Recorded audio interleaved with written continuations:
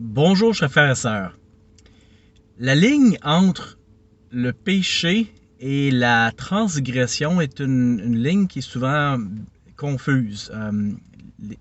La plupart des gens ont de la difficulté à faire la distinction entre les deux. Mais il y a une vraie distinction à faire. Entre autres, dans le deuxième article de foi, on lit « Nous croyons que tout le genre humain seront punis pour leur propre péché et non pour la transgression d'Adam, non pour le péché d'Adam. » Donc, qu'est-ce qu'il faut faire comme distinction entre le péché et la transgression? Je vais vous expliquer un peu quelle était cette transgression d'Adam et pourquoi ce n'est pas un péché. Plusieurs chrétiens, majoritairement les catholiques, acceptent une doctrine qui n'est trouvée nulle part dans les Écritures, qui s'appelle la doctrine du péché originel.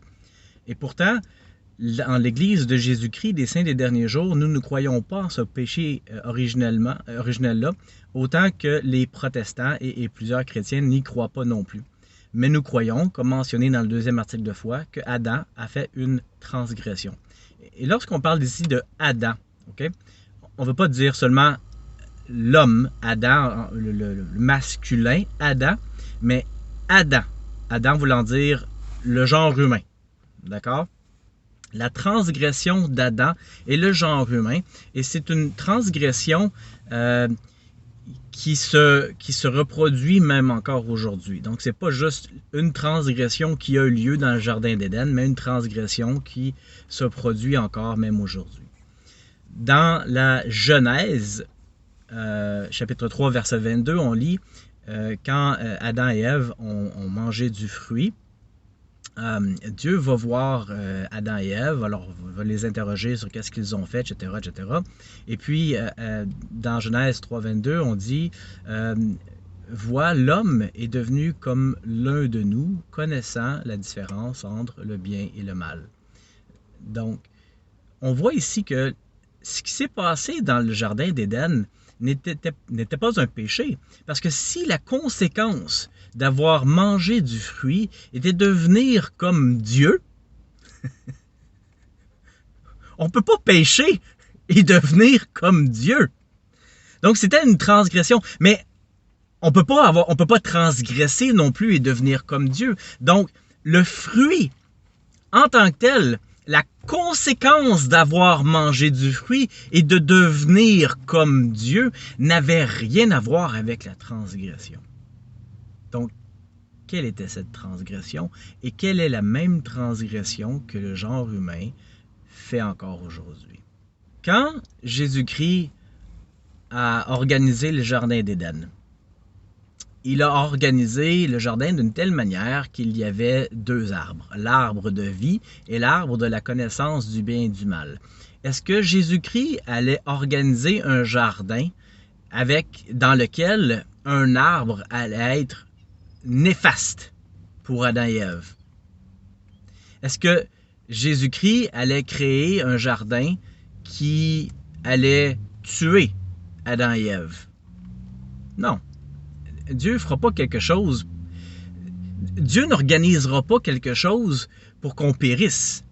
Right? Le but de la création, c'est qu'on soit sauvé, c'est qu'on soit remis de nos péchés, c'est qu'on soit exalté.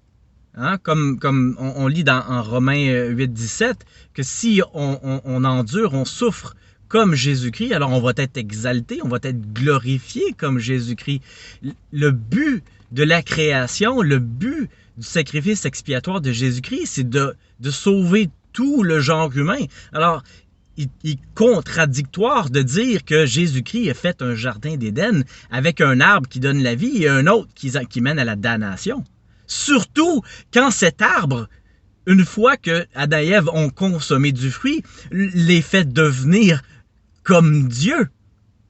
Donc, il n'y avait absolument rien dans le Jardin d'Éden qui était néfaste, qui était négatif. Il n'y avait absolument rien dans le Jardin d'Éden qui amenait à la mort.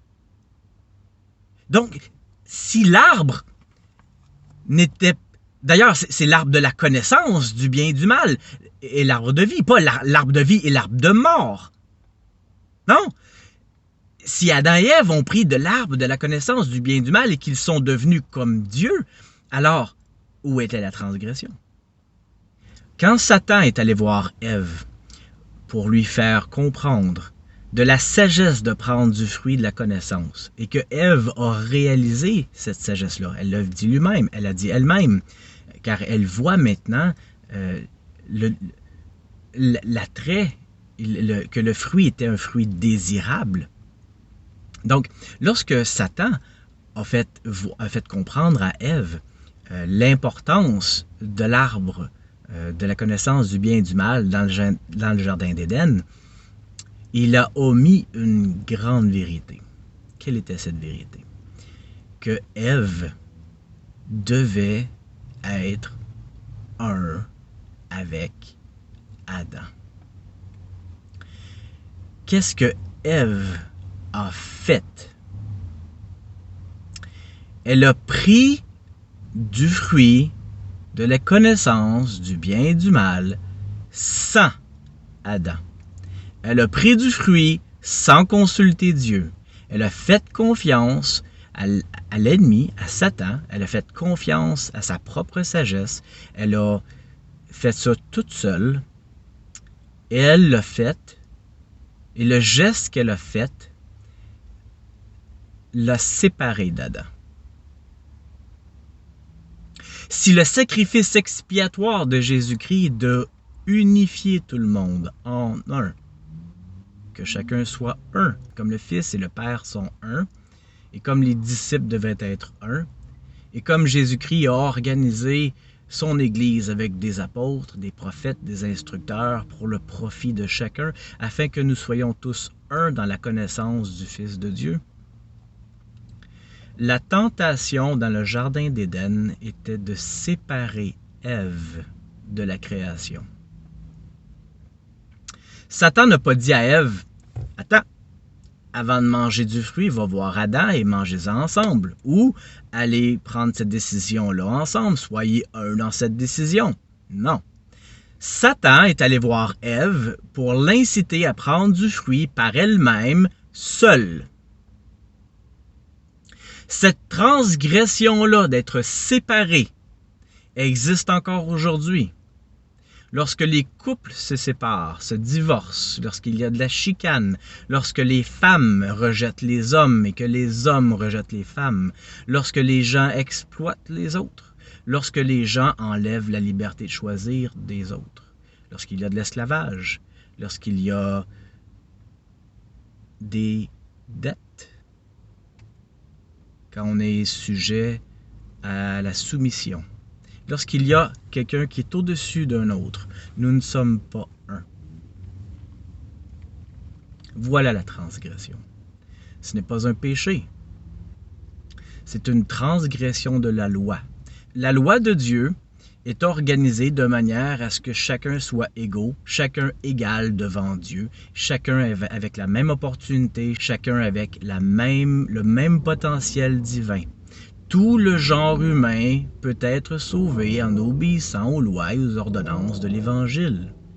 Il n'y a pas quelqu'un qui va être exalté au-dessus d'un autre. Lorsque les disciples se chicanaient à savoir qui allait être à la droite de Dieu, Jésus-Christ les a réprimandés.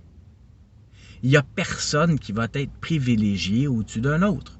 L'apôtre Pierre, qui était en charge des 12, lorsqu'il est allé voir le Romain qui avait reçu une révélation, il a lui-même, Pierre, réalisé, je vois maintenant que Dieu ne fait point exception de personne, c'est-à-dire Dieu ne privilégie personne au-dessus d'un autre.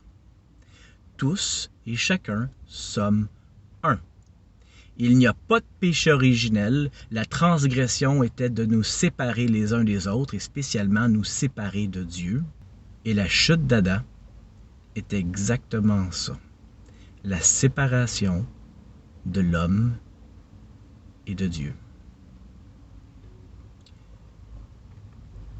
Comme tous en Adam meurent, tous en Adam est séparés de Dieu, tous vivront en Christ grâce au sacrifice expiatoire de Jésus-Christ. Frères et sœurs, je vous témoigne de ces choses et c'est des sujets à méditer. Et je vous laisse ces paroles au nom de Jésus-Christ. Amen. Alors, c'est tout ce que j'ai à vous dire pour aujourd'hui. Si vous avez aimé, je vous invite à cliquer en dessous sur le petit pouce en l'air. Cliquer sur le petit pouce en l'air va faire en sorte que d'autres personnes vont être en mesure de voir cette vidéo et peut-être aussi apprendre et aimer. Donc, si vous avez des questions, n'importe quoi, ne gênez-vous pas à me les poser. N'importe quelle question sur n'importe quel sujet, histoire de l'Église, doctrine, écriture, peu importe, je vais tâcher d'y répondre. Sinon, tous les commentaires sont aussi les bienvenus, je les lis tous. Et sur ce, je vous souhaite bonne journée.